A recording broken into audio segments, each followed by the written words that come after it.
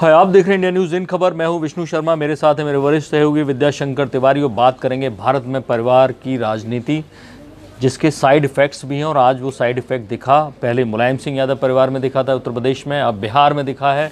तेज प्रताप यादव जो नाराज़ चल रहे थे, अब उन्होंने ऐलान किया है बिल्कुल उसी तरह जैसे शिवपाल यादव ने ऐलान किया था अपने मोर्चा का, बाद में वो पार्टी बनाई। अब लालू राबड़ी मोर्चा का ऐलान किया है।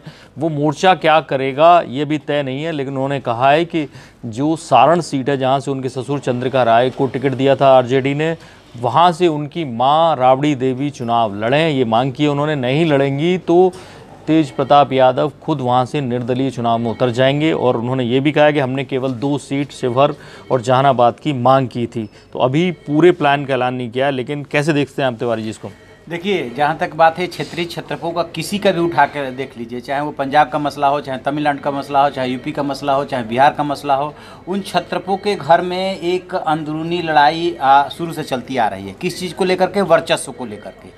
तो जहाँ तक मुझे ध्यान आ रहा है कि जब तेजस्वी को डिप्टी चीफ मिनिस्टर बनाया गया था और इनको स्वास्थ्य मंत्री बनाया गया था, तब भी तेज प्रताप को ये बात अच्छी नहीं लगी थी कि बड़ा बेटा होने के नाते यदि दिखा जाए विरासत की, वो तो जाता है तेज प्रताप। लेकिन वो लगातार कहते रहे मैं तो सारथी का काम करूंगा।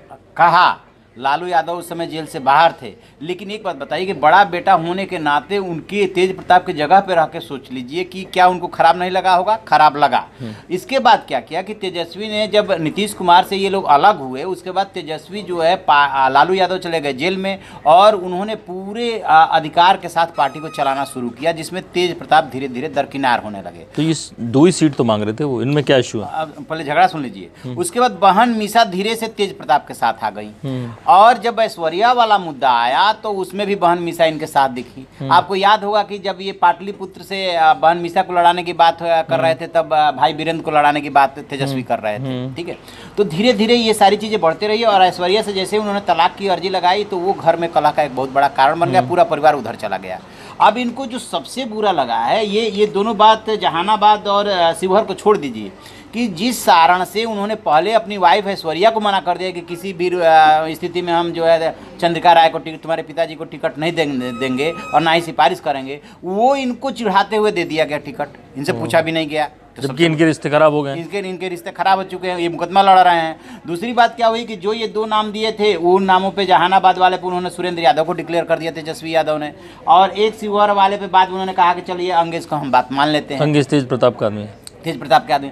तो तेज प्रताप को ये लग रहा है कि लालू यादव चाहते थे कि तेजस्वी रह जाए बिहार की राजनीति में, वैसे ही जैसे डीएमके में था, आपको याद होगा। ठीक है, स्टालिन को रखा उन्होंने वहाँ की राजनीति में और बड़े बेटे को यहाँ भेज दिया था, और तेज प्रताप किसी तरह से दिल्ली की राजनीति में शिफ्ट हो जाए। तो तेज प्रताप को शुरू में वो चाहते थे लालू यादव के सारण से वो खुद चुनाव लड़े, जिसके लिए तेज प्रताप तैयार नहीं हुए। तो अब वहाँ से चंद्रिका राय को टिकट दे दिया गया। अब तेज प्रताप चाहते हैं कि चंद्रिका राय को किसी भी सूरत में टिकट नहीं मिलना चाहिए, या तो राबड़ी देवी लड़ें और झगड़ा खत्म करें। अच्छा, ये बड़ा दिलचस्प मामला कि मोर्चा का नाम लालू राबड़ी मोर्चा, यानी वो कहीं ना कहीं विरासत पे कब्जा जमाने की बिल्कुल वो ये भी मैसेज दे रहा है ना बिहार की जनता को कि हमें राबड़ी देवी से और लालू प्रसाद यादव से कोई दिक्कत नहीं हुआ, हमारे पिताजी हैं और माताजी, हमें दिक्कत है तेजस्वी से। क्या लगता है कि अभी उनके साथ जैसे कोई नहीं है, राबड़ी नहीं है, लालू नहीं है, तेजस्वी नहीं है, और मीसा को भी क्योंकि पाटलिपुत्र से टिकट मिल गया है, तो हो सकता है वो तेज प्रताप के साथ ना हो, तो कौन लोग हैं जो तेज प्रताप को अभी तो वो दबाव की राजनीति कर रहे हैं। ठीक है, उनकी एक जुंडली है, वहाँ पे एक ग्रुप है जो बहुत ज्यादा, उनके साले हो सकते हैं जो लालू यादव ने परिवार से बाहर कर रखे हैं, मामा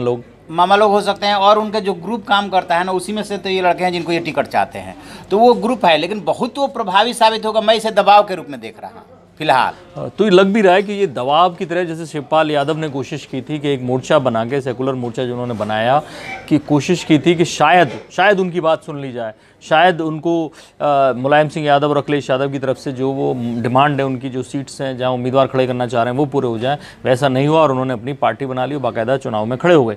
तो अभी भले ही लोकसभा के चुनाव में ये मौका नहीं है तेज प्रताप के पास, लेकिन आगे जब भी प्रदेश के चुनाव होंगे, बाकी कोई और चुनाव होते हैं लोकल में, तो वहाँ वो पार्टी का ऐलान करके एक से आरजेडी को बड़ा झटका दे सकते हैं। ये उन्होंने एक तरह से अपने इशारे साफ कर दिए हैं। और इस बारे में जो भी बड़ी खबर आएगी हम आपको बताते रहेंगे। बने रहिए हमारे साथ, देखते रहिए इंडिया न्यूज़, सब्सक्राइब करें इन खबर। थैंक यू, नमस्कार।